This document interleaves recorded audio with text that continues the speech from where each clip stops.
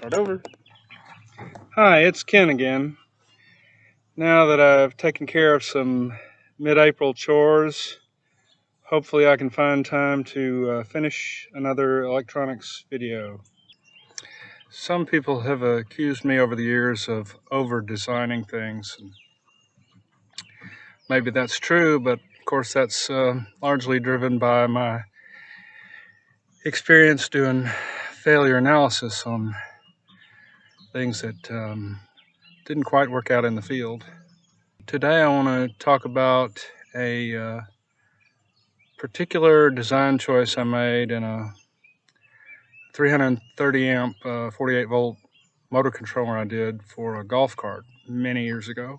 I'll walk you through some of the basics of that design. I'll show you maybe simplified schematic and a few small details. This was a really fun project though for me. Like I said, it was a high power motor controller for a golf cart. We were controlling a large permanent magnet motor, which is about the simplest motor there is to control. This was an axial gap motor, kind of like a Lynch motor. In simplified form, the basic design is an H bridge with Mosfets. You can think of it as 4 Mosfets in the legs of an H with the motor between the two, forming the crossbar of the H. And in actual practice, we needed a lot more than 1 MOSFET per leg, but that just means we parallel several MOSFETs in each leg, and we need a buffer to drive the gates, so that the little gate drive IC I chose to use in this design wouldn't be trying to drive the gates of a bunch of MOSFETs in parallel. It wouldn't be able to drive that much capacitance and switch the MOSFETs fast enough to keep them from burning up. One of the design choices I had to make early on was how to protect the MOSFETs in the bridge against fault.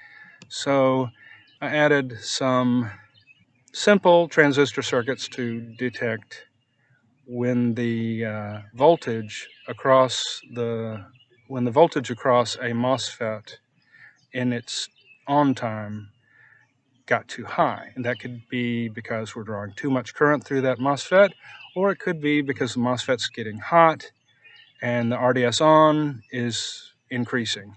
Or there may be a shorted motor winding or something like that, or short across the commutator. Or maybe there's a short in the vehicle harness. So we want to shut down the MOSFET drive when that happens. There's a microcontroller that's switching the MOSFETs through these gate drive ICs. And one of the early design choices that I faced was whether or not to trust the microcontroller itself to provide all the protection. That's certainly the simplest and cleanest way to do it.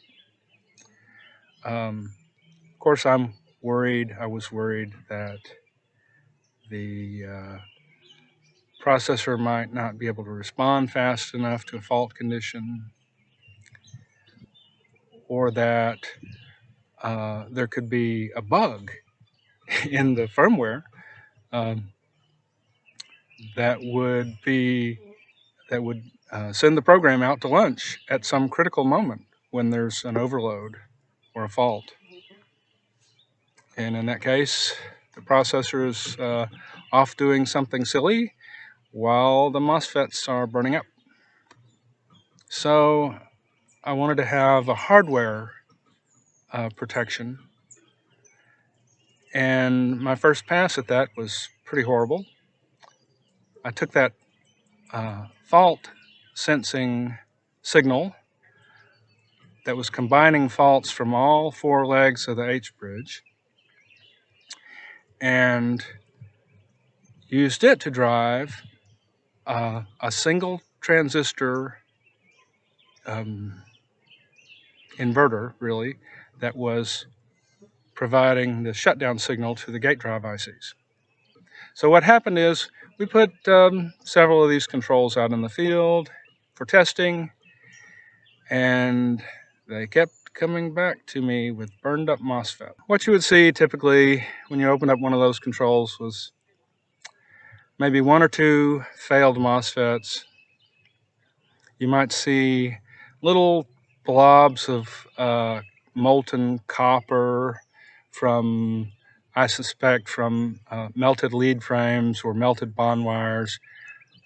And we're all scratching our heads trying to figure out why.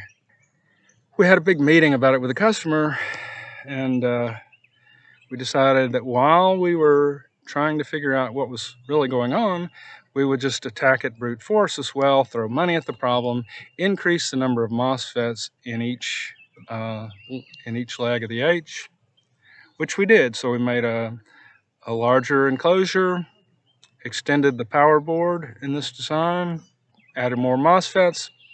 Well, of course, that didn't really help. So finally, it dawned on me that the gate drive circuit was misbehaving during a fault, because that simple transistor switch that I was using to provide the shutdown signal to the gate drive ICs was going through a linear region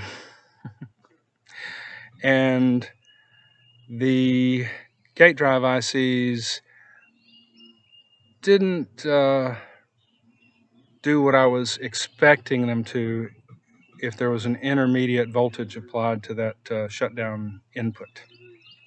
So what was happening in that case is the gate voltages on all those MOSFETs just started floating around. Of course, all those MOSFETs were floating around in linear region with tremendous power dissipation and burning up. What do you expect? The solution turned out to be just using a cleaner switch to provide the shutdown signal to those gate drive ICs. And I used a 555 timer, really used it as a latch. Lots of other ways that could have been done. Thinking back on this project now, I wish I had started with an initial design, at least, that let the microcontroller handle the fault conditions directly. That certainly would have given a nice clean shutdown signal to the gate drive ICs and avoided the early failures that we saw. I still worry, though, that there might have been some condition where the processor was maybe reset because of some electrical glitch somewhere at just the wrong time, and a fault condition might be occurring at that time. A fault condition could even be the cause of the electrical upset. The processor might be in the process of resetting and not respond in a timely manner to the fault, and MOSFETs might have blown up in that case. So it's still not clear to me that the hardware shutdown was unnecessary. So I've shared a little bit about the design with you, but a little more about the fun part of this project, and a little more maybe about failure analysis. Put the motor controller and one of the Lynch style motors on a go-kart, and that was a really peppy go-kart. A friend of mine almost broke his arm flipping that go-kart. Another fun thing during bench testing of these motor controllers was watching long sections of 4-gauge stranded copper wire move around just because of the magnetic field produced by current in the wire. You know, at 330 amps, you can really see things happening that you wouldn't see with more modest currents. And I mentioned failure analysis before, but I actually have in my junk stores a couple of these motor controllers that failed in the field in production that I never got around to opening up. And in the process of making this video, I opened up one of those controls and got a really wild surprise. As you can see, the power board is burned up, at least significant portions of it are. And the really odd thing to me is there are electrolytic bus capacitors on each side of this power board, and several of those are simply missing. They were not inside the enclosure. There's no trace of them inside the enclosure. And if you look at the board, you can see that the places where those missing capacitors were are the places where the board is most severely damaged. So I'm speculating that those electrolytics were actually the source of ignition, or at least the fuel. But if you look at the logic board, you can see it's severely damaged by the fire, but there's a fair chance that that microcontroller there still has a fault record in its E² memory. I just don't have the heart to look for it. And that's all for now. I hope y'all are enjoying these videos, and hope I can spend a little more time making them in the near future. Good day.